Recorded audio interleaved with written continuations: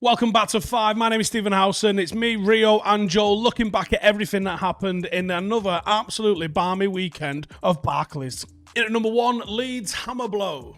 Two of my former clubs going at it, Leeds versus West Ham, and Leeds have dealt a hammer blow.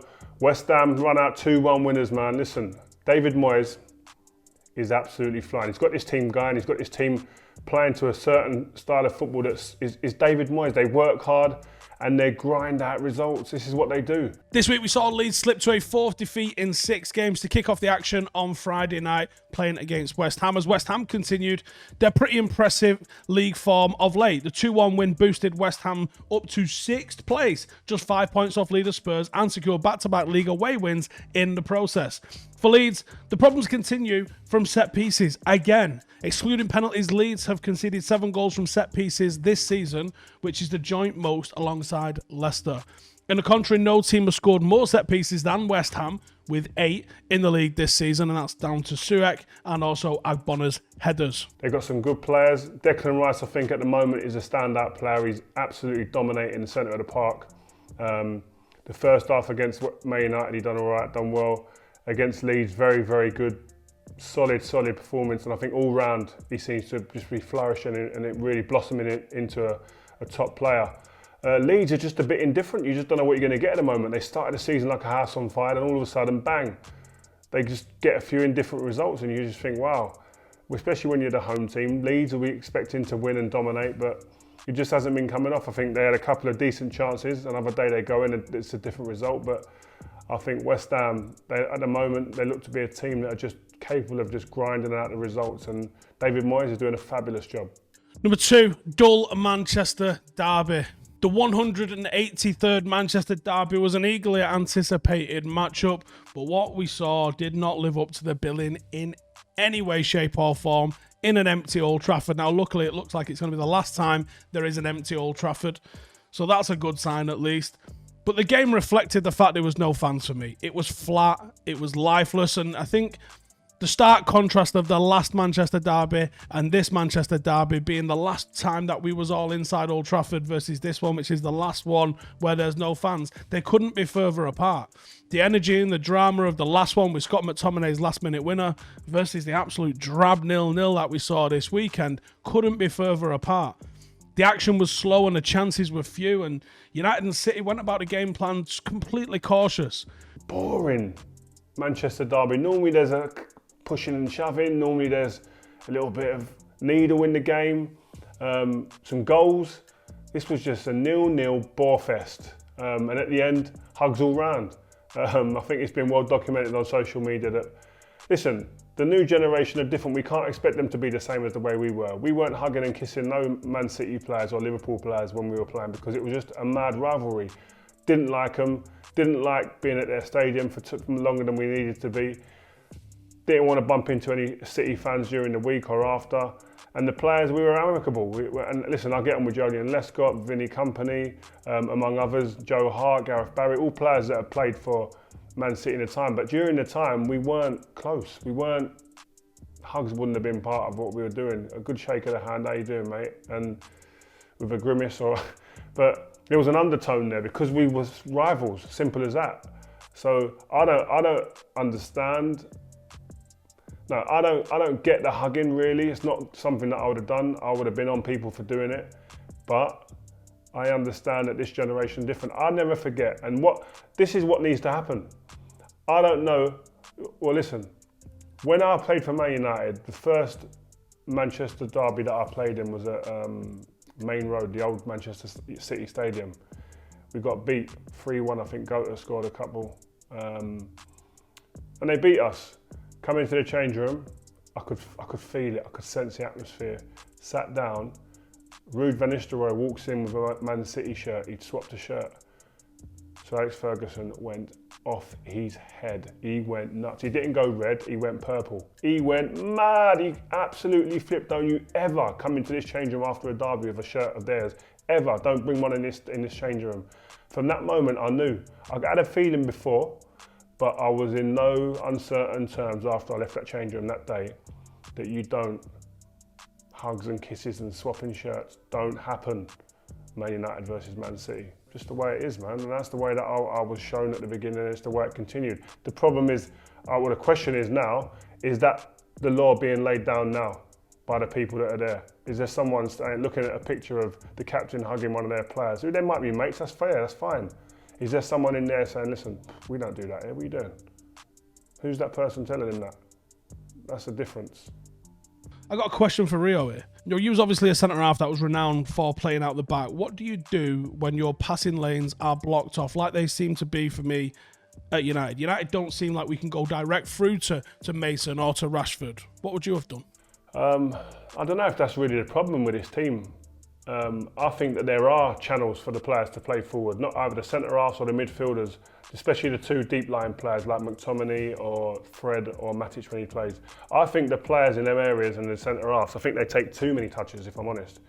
Get it, shift it. When you're shifting the team from side to side, it makes them move, and then a gap will appear somewhere once the ball comes back to you. I just feel there's too many touches. They're looking, can't see it, then they play. Just keep passing, and then you get to the ball to someone who does see that little angle and they play it through. I think far too often I see some of the Man United players, they're taking touches when there's gaps. The ball comes, it's on first time. If you've had a look first time, Bruno does it really well, obviously, the way he plays, but the ball comes into you, just play forward. Pogba does it when he's playing, but he don't play often enough at the moment. But when the ball comes into you, you can play that ball through the line. My favourite ball was the ball into Wayne Rooney, into the number 10. If I could clip it over their midfield or through their midfield, that was my ideal ball. Perfect scenario for me. So my strikers can get turned and face in the opposition defenders. Or if you can't see him, where's your next ball? But I always had triggers, or I knew that Giggsy was going to be out there on the left, and I knew Cristiano might be out on the left or coming inside or on the right, and I knew Nani, I knew Carrick would be coming to my left or my right at an angle, Scholesy too. I don't think them relationships have been built yet in this team, and that's why we're not seeing patterns and people playing blind one touch as often, as consistently as we'd like. Cheers, Rio. United have now failed to score in 3 of 6 home league games this season, already one more than the whole of the last campaign. Meanwhile, City have actually started to shore up their defence. Guardiola's side now kept 6 straight clean sheets in all competitions. Number 3, more Arsenal agony. Joel, what's going on, man? This isn't good, is it? Looking at the Premier League table at this stage of the season, you could say that Arsenal versus Burnley to round off the weekend's action was a relegation 6-pointer, and it was Burnley who came out on top. Aubameyang finally found the net at the Emirates, but it was in the wrong goal, and his own goal inflicted a 4th straight home defeat on the Gunners. It's our worst top-flight run at home since December 1959, a sequence which, funnily enough, also featured a loss to Burnley. Arsenal are now in a dire situation under Mikel Arteta and just 5 points above the relegation zone in 15th place. Who's to blame, man? Joel Beya here. Now, when it comes to Arsenal, we are an absolute joke, people. We know this. Do you know what I mean? 15th. Listen, I'm going to start going, to the lower teams. I'm going to start going to visit the lower teams. So then, just to scout the opposition. That's what I'm going to start doing. I've got a question from Joel, man. Cheeky Sports Joel. What do you put Arsenal's position down to? I just think they're maybe lacking in harmony. I think from what we see in the social media, I think we've seen a new signing, Saliba, talking to Guendouzi before, and obviously Mesut Ozil is on the sidelines as well. I think Arteta came in and said, listen, bang, set my stall out, this is what's going on. And these players aren't playing. Now, if you do that and you're winning, like he was earlier in the season, you don't hear nothing. You don't hear no murmurs or mutterings behind the scenes from any players, because you can't say nothing. Once that changes and you start losing games and pressure starts mounting, the people that aren't playing start being a part of the group that maybe affects the harmony. And that's why you've either got to get rid of them and keep them out the building, or you've got to leave that door ajar and let them know that there's opportunity. There's opportunity coming, don't worry. So they don't become bitter. They don't become people that want to talk in the media. So I think it's down to Arteta to handle that. He has to handle the dynamics of the change room. He's got to handle the players that are playing, which is a given, but you've also got to handle, and this is a great example, handle people that are in and around the squad that aren't playing every week. And that is where Sir Alex Ferguson was a genius. Made people feel 10 foot tall and they were subs, or they was in the stands.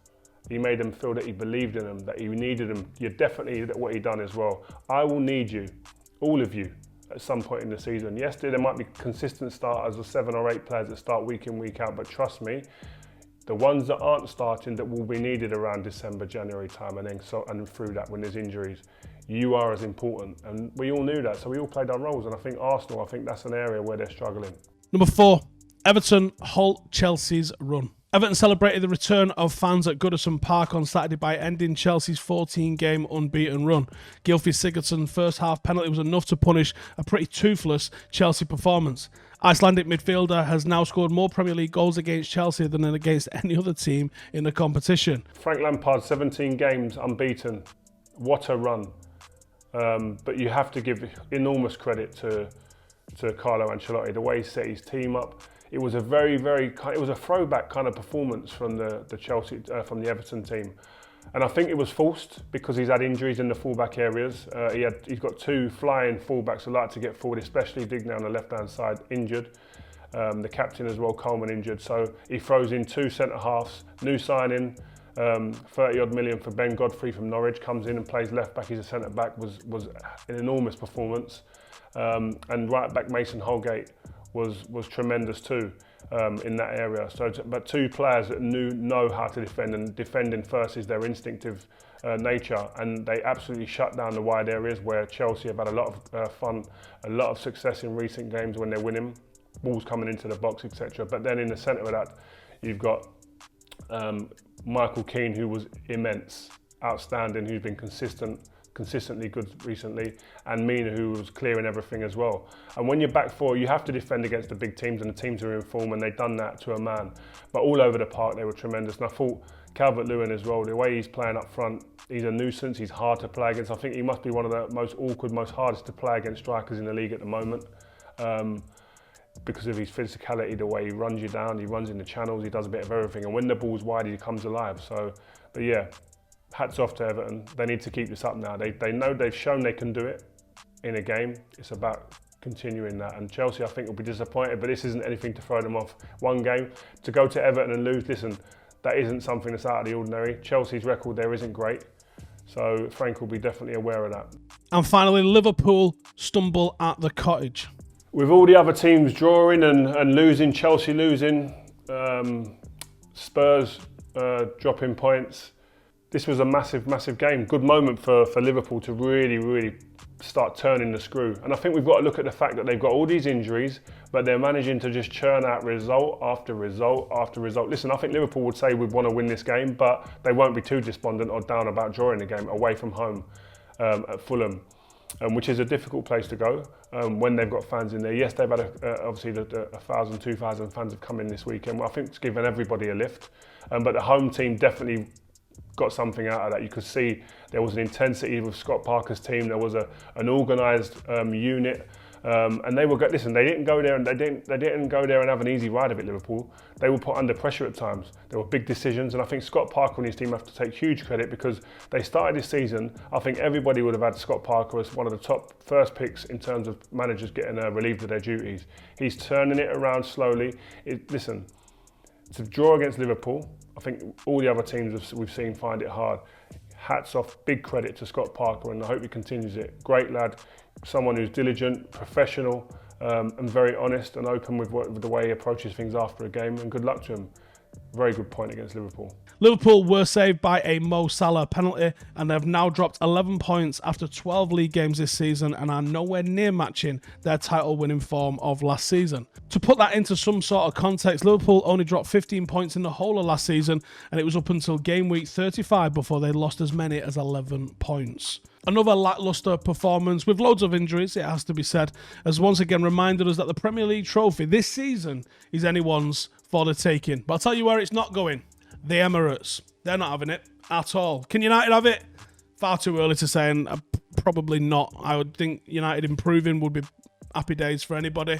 But it is up for grabs for quite a few different clubs. So guys, I just want to say thank you very much. Listen, Steve and Joe, it's always amazing talking to you, man. What a weekend of football, man. Listen, I've changed it up today. I just didn't want to go with a plain white background. I thought I'd put a little poster that the boys done for me in my 50th cap for England, where they all sign it, a few messages saying this and on to the next ones. And yeah, that's me and the missus in one of them. And I don't know who the other geezer is in the other one, Jesus. Looks $1 million, the fella.